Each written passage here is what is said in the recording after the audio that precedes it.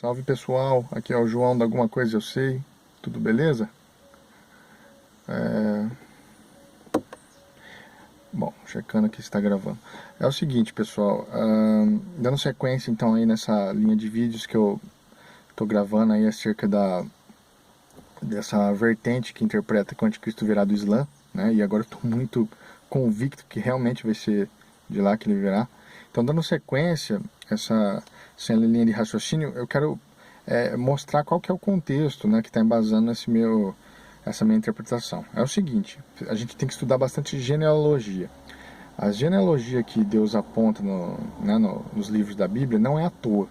Eu sei que muita gente pode ficar se perguntando, nossa, mas tem livros que falam só de, fulano gerou ciclano, ciclano gerou beltrano, e não entendem o porquê, mas tem uma razão. Deus está mostrando, está apontando, né, da onde que viria, né, inclusive a linhagem do Salvador, Cristo, e a linhagem da serpente, a linhagem do inimigo, do iníquo, né? E tudo isso vai remeter principalmente àquela questão de Esaú, né? Isaac e Ismael, né? Mas antes disso, eu vou voltar na questão de Noé. Noé gerou 3 filhos, né? Então, após o dilúvio, esses 3 filhos, e depois outros filhos e filhas que ele gerou, mas esses 3 são os principais, foram os responsáveis por povoar a terra, né? Repovoar a terra. Então, Sem, Cã e Jafé eram os 3 filhos de Noé. Então, no caso de Sem, por exemplo, por que você acha que todo esse povo aí da região da Palestina e tudo, Israel, são chamados de semitas? Por quê? Porque eles vêm de Sem. Então isso aí já é um tapa na cara dos ateus, né? Já começa por aí. Mas o foco não é esse. Então, temos a linhagem de Sem, Cã e Jafé. Isso aí eu vou gravar outros vídeos mostrando melhor, com tabelinhas, para vocês entenderem. Mas agora é uma introdução. E de Sem, Cã e Jafé, historiadores já têm uma certa concordância entre eles, um nicho, que mostram, né, evidências de que, por exemplo, Sem foi o responsável por povoar o Oriente Médio, a descendência dele, né? Paralelamente, Cã, a África, o que se tornou a África vem de Cã, e Jafé, aquele povo indo-europeu, né? Povo asiático e tudo mais. E isso corrobora inclusive com a história, a questão acadêmica, né, que mostra que foi praticamente paralelo, né?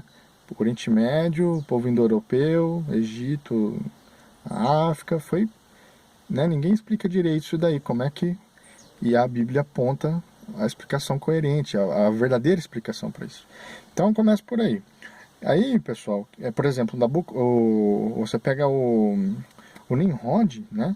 O Nimrod, ele vem da linhagem de Cã. A linhagem de Cã foi amaldiçoada. Eu não vou entrar aqui nos pormenores, mas teve uma questão assim que a linhagem de Cã foi amaldiçoada, né? A de Sem foi abençoada e a de Jafé teria uma chance de se juntar em dado momento a linhagem de Sem. Da linhagem de Sem é que viria Abraão, Isaac, Jacó, né? Davi e depois Jesus. Então essa é a linhagem que Deus abençoou. Então, outra coisa que, quando eu venho nesses assuntos, eu vou ter que fazer um vídeo à parte, corrigindo a minha interpretação daquele aquele vídeo da profecia de Daniel acerca da estátua de Nabucodonosor, rei da Babilônia, né? Na época que os israelitas estavam cativos lá, ficaram 70 anos cativos pela Babilônia, né? E depois a Babilônia destruiu o templo deles, né? Enfim, aquela coisa toda. E aí Deus enviou Ciro, o rei da Pérsia, para libertar.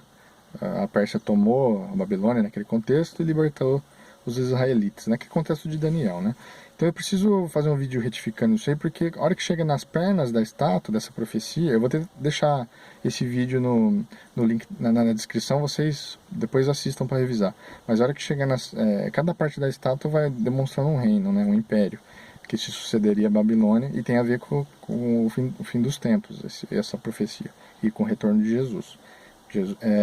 Quando eu chego cada parte equivale a um império. Quando eu cheguei nas pernas, eu falava que era Roma, né? Eu tinha e isso acho que era a interpretação mais corrente. Só que isso fica um vácuo no cumprimento das profecias, porque não é só Roma. É toda a Idade de Ferro, é toda essa era de ferro, o que engloba Roma, o Império Otomano, o Bizantino. Vocês estão me entendendo? Então eu vou ter que fazer um vídeo à parte. E aí os dedos da estátua, que fala que é misturado de barro e ferro, os 10 dedos, que significa os 10 blocos mundiais, né? Os 10 poderes que vão dar o poder ao anticristo, no contexto do fim, e você vai ver um imediato paralelo entre esses 10 dedos dessa profecia de Daniel, né, os 10 dedos da estátua, é a mesma coisa que os 10 chifres da besta de Apocalipse, a besta que sobe do mar. No Apocalipse não fala que terá uma besta do mar. Entenda que isso é linguagem figurada, viu, pessoal? Deus fala por meio de figuras, de símbolos, em profecias. Então, a besta que sobe do mar, ela tinha o quê? Ela tinha 7 cabeças, que ao mesmo tempo são 7 montes, que ao mesmo tempo são 7 reis, e que reis implica em ser reinos. Então seriam 7 reinos, tá? 7 reinos, na visão que Deus deu para João, do Apocalipse. 7 reinos. O oitavo, a sétima cabeça, ela tem 10 chifres. 10 chifres significa poderes, significa soberanias. Então pode ser 10 países, pode ser 10 blocos, tá? Mundiais. Enfim, e desses 10 chifres subiria um chifre menor. Esse chifre menor é o anticristo. Né? E ele subiria, derrubaria 3 dos outros chifres, 3 dos outros poderes, e se engrandeceria, mas todos eles dariam o poder para ele. E ele governaria o mundo a partir de Jerusalém, o epicentro do cumprir das profecias. E aí, nesses 7 anos, a partir do seu governo, a primeira metade ele vai fazer um acordo de paz, vai resolver os problemas do mundo. Tem uns que acreditam que essas profecias são restritas à questão geográfica, mas essa interpretação está errada. O epicentro é lá, Jerusalém, questão de Israel, Palestina, mas ela se abrangerá para o mundo todo, tá? Então, nessa primeira metade dos 7 anos do governo do anticristo, vai ser essa paz. Na segunda metade, ele quebra o acordo, começa a grande tribulação, perseguição implacável e o cumprir do restante da profecia, né? Aí, culminando na volta de Cristo, se a interpretação pós-tribulacionista estiver correta. Se a pré estiver correta, Jesus vem antes, liberta os salvos, e quem fica é que vai, principalmente os judeus, o remanescente judeu que ficar é que vão ser o epicentro, né? Então tem essas duas linhas de interpretação, mas não é o foco aqui. Mas voltando, então eu preciso fazer um vídeo melhor aí sobre o rei Nabucodonosor para contextualizar isso. Vocês vão ver como que isso vai, né, concatenar aqui as ideias. Então, mas já que eu toquei na questão da besta que sobe do mar, prevista em Apocalipse, vamos lá, vamos entrar nisso aí. O que são esses 7 reinos, né? Que corresponde a essas 7 cabeças aí da besta, né? Que são esses 7 reinos? É exatamente isso daqui, ó. Primeiro é o Egito, Império Egípcio. Segundo, a Síria. O terceiro é a própria Babilônia, o terceiro. O quarto, o Império Medo-Persa. O quinto é a Grécia, tá? O sexto é Roma. Esse era o império que, na ocasião da visão aí que João estava tendo, era Roma. O sétimo, a Bíblia descreve, haveria de vir mais um, duraria um pouco de tempo, né? E o oitavo rei é o anticristo. Fala que o oitavo vem dos 7. Então é como se ressuscitasse um desses impérios, um desses reinados que já caíram, tá? E aí, quando você começa a estudar a questão geográfica da coisa, você aponta para os profetas menores, você monta o quebra-cabeça, você vê todas as revelações que Deus está dando em porções para cada um dos seus profetas, no Antigo Testamento, então no Novo, o João, e enfim, a hora que você vai montando, você vê que o epicentro é o Oriente Médio. E qual seria então esse império que vai ressuscitar? Provavelmente, o que mais bate aqui que eu estou vendo é o Império Assírio. A Síria, certo? E aí, quando a gente fala da Síria, remete inclusive a Nimrod, porque ele era o grande bambambam lá da Síria, né? Inclusive, Nimrod edificou Babel, que é a Babilônia, né? E depois a Síria, tomou a Síria, e a questão da Síria, a capital da Síria era Nínive, né? E Nínive fica onde, pessoal? Nínive, que era a capital da Síria, é hoje o correspondente a Mossul, no Iraque, no norte do Iraque. E essa porção de terra do norte do Iraque, ela interpola tanto com a antiga Babilônia quanto com a Síria. E foi da onde veio o Nabucodonosor, por exemplo, né? Que também era um arquétipo do anticristo. Então vai somando os pontos para você entender, tá? E aí Deus fala que uma dessas 7 cabeças volta, essa cabeça seria o 8º rei, e isso corresponde ao anticristo. Na época que João teve a revelação, ele estava no Império Romano, por isso que a Bíblia fala, um ainda existe, né? E esse um que ainda existe, no contexto lá da revelação, era o Império Romano, que era o 6º rei, né? E, enfim, onde mais aqui que eu posso embasar essa ideia? Outra coisa que é muito falado, né, a questão de Gog e Magog. E aí tem um aspecto duplo aí, né? Porque Gog é o anticristo, tá? É um título. Magog seria a terra de onde ele viria.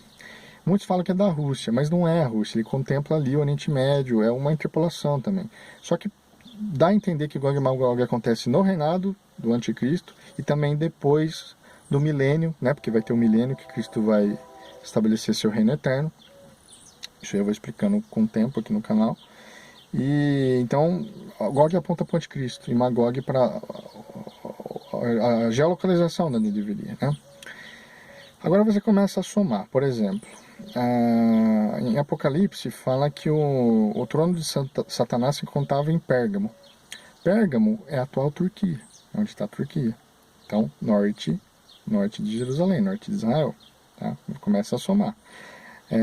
No livro de Daniel, fala que o iníquo viria do norte em relação a Israel. E o seu reino crescerá em direção a Israel e para o Oriente. E o que engloba ali? Engloba a Síria, o Iraque, o Irã, norte a Turquia, né? Então vai vendo, vai somando. O que mais que eu posso falar aqui? Daniel também fala de 4 chifres, né? Ele usa essa alegoria de chifres, né? Que seriam os 4 poderes. E nesse contexto que ele está falando exatamente disso, ele está remetendo ao Império da Grécia, né? Que seria posterior a essa revelação que ele estava tendo, e se cumpriu certinho. Esses 4 chifres seriam os 4 generais depois da queda de Alexandre o Grande, né? Que era Seleuco, né? Lisímaco, Cassandro e o outro Ptolomeu, né? E aí eles guerrearam entre eles, ficou 2, o norte contra o sul, era praticamente a Síria contra o Egito, se eu não me engano. E o que acontece? Você pega que o Seleuco vai ter um protagonismo nessa parte, que virou a questão, inclusive, do Império Seleucida, né, da dinastia Seleucida. E esse território corresponde a toda essa questão aí, né, Turquia, essa questão da banda do Oriente aí, né, Síria, Iraque, Irã, né, Israel, tudo.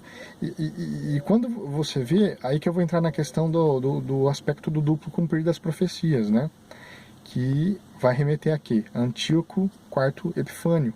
Alguns falam Antíoco IV Epífanes, né? E vocês vão ver que ele foi um arquétipo do anticristo.